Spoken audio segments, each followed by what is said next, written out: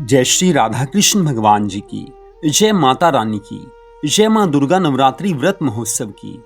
माँ दुर्गा के चैत्र नवरात्रों का महोत्सव इस वर्ष 2026 में 19 मार्च से 27 मार्च तक चलेगा। 19 मार्च से नवरात्रों का शुभारंभ हो रहा है।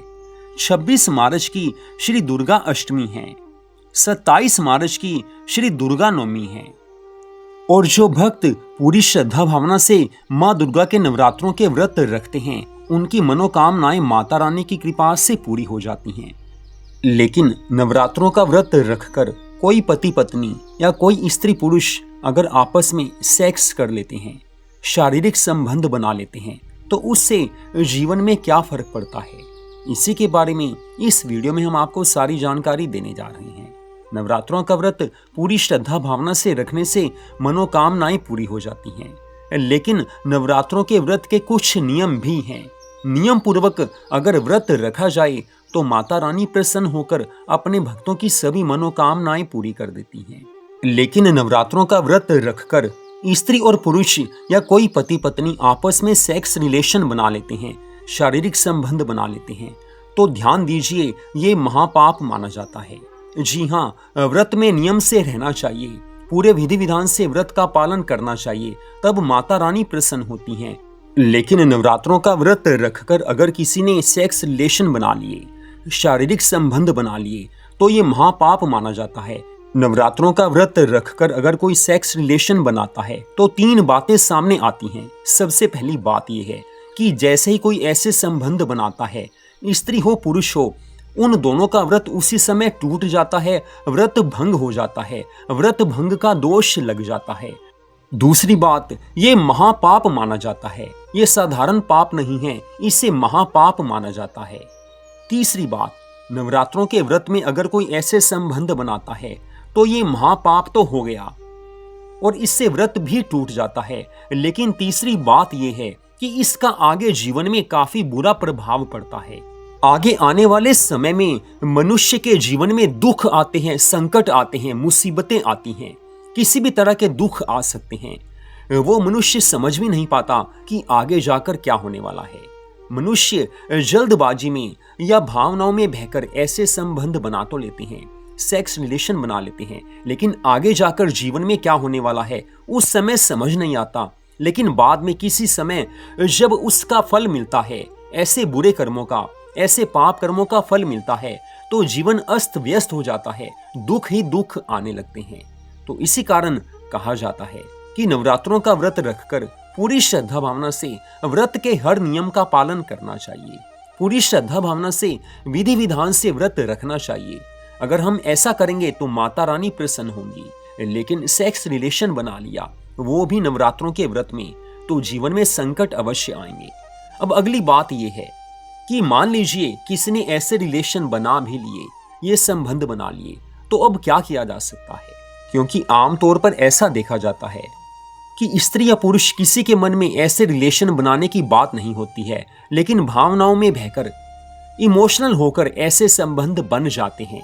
बाद में मनुष्य पछताता है कि मैंने ये क्या कर लिया, उस समय पश्चाताप होता है। तो अब हम आपको बता रहे हैं कि अगर ऐसे रिश्ते बन भी गए हैं तो आगे क्या किया जाए कि जिससे आगे आने वाले जीवन में हमें मुसीबतों का सामना ना करना पड़े, हमें दुख नहीं मिले, इस पाप कर्म के बदले हमें कोई दुख नहीं मिले, हमारे जीवन में कोई बुरा समय इसकी वजह से ना आए। तो ऐसे संबंध आपने बना लिए हैं तो आपको 3 काम करने हैं।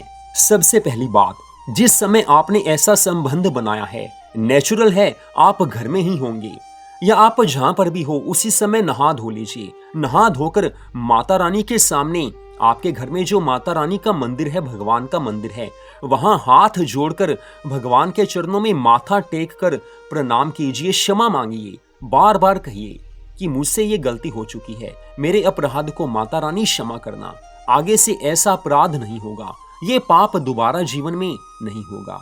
ऐसे आपने क्षमा याचना करनी है और ये क्षमा आपने दिल से मांगनी है, ऊपरी दिखावा नहीं होना चाहिए। माता रानी मन की बात जानने वाली है, दिल से इस चीज का दुख होना चाहिए कि मैंने ये क्या कर लिया। दूसरी बात, अपने घर के मंदिर में एक ज्योत जला दीजिए, माता रानी के सामने, माता रानी के चित्र के सामने या माता रानी की मूर्ति के सामने, उनके विग्रह के सामने।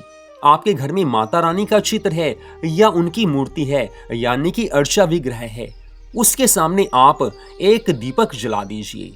ये दूसरा काम आपने करना है, लेकिन जो दीपक आपने जलाना है वो सुबह ही जलाना है या सायंकाल में जलाना है, रात में दीपक नहीं जलाया जाता। तीसरी बात, जब आपने ऐसे संबंध बना लिए हैं तो आपने क्या करना है, नहा धो तो आप लिए होंगे, उसके बाद आपने आधा घंटा बैठकर जय माता रानी की, जय माता रानी की, जय माता रानी की, इस तरह से माता रानी के नाम का जाप करना है। जी हाँ, वो आप रात में ही कर लीजिए। जिस समय आपने ये महापाप किया है उस समय आप नहा धो चुके होंगे। उसके बाद आधा घंटा आपने माता रानी के नाम का जाप करना है। जब आपसे ये अपराध हुआ है उसके बाद नहा धोकर आपने जाप करना है। वो चाहे सुबह हो, चाहे दोपहर हो, चाहे शाम हो, चाहे रात हो, लेकिन जाप नहाने के बाद अवश्य करना है। तो इस तरह से अगर आप 3 काम करते हैं तो आगे आने वाले जीवन में आपको इस पाप कर्म का कोई बुरा फल नहीं मिलेगा। लेकिन सावधानी ये रखनी है कि दोबारा जीवन में ये गलती नहीं होनी चाहिए। अगर आप दोबारा गलती नहीं करने का ये अपने मन में विचार कर लेते हैं, अपने मन में दृढ़ संकल्प कर लेते हैं, तो आपने इस बार जो सेक्स रिलेशन का पाप किया है उसका आगे जीवन में कोई भी बुरा प्रभाव नहीं पड़ेगा। लेकिन आपका व्रत जो भंग हो चुका है वो तो भंग ही रहेगा, वो व्रत माना नहीं जाएगा, लेकिन आगे जीवन में आपको किसी परेशानी का सामना नहीं करना पड़ेगा। तो नवरात्रों के व्रत में अगर भूल से या किसी भी कारण से आपने सेक्स रिलेशन बनाए हैं तो इससे जीवन में क्या प्रभाव पड़ता है, उसके बारे में सारी जानकारी हमने आपको हमारे हिंदू धर्म ग्रंथों के नियमों के आधार पर दी है। कोई प्रश्न हो तो आप कमेंट करके प्रश्न पूछ सकते हैं, आपके प्रश्न का उत्तर अवश्य दिया जाएगा। जय श्री राधा कृष्ण भगवान जी की, जय माता रानी की, जय मां दुर्गा नवरात्रि व्रत महोत्सव की। जय जय श्री राधे, जय जय श्री राधे, जय जय श्री राधे श्याम।